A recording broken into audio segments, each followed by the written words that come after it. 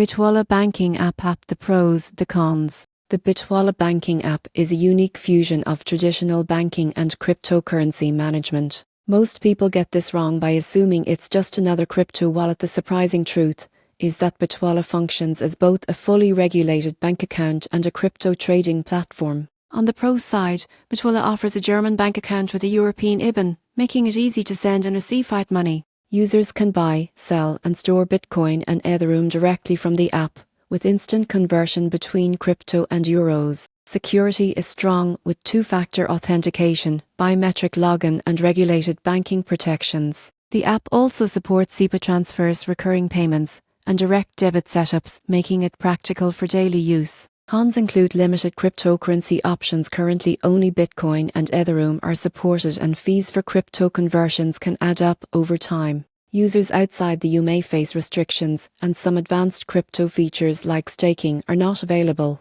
The interface can feel slightly technical for beginners unfamiliar with both banking and crypto terms. In conclusion, the Bitwala Banking App is ideal for users looking for a seamless bridge between fiat and crypto.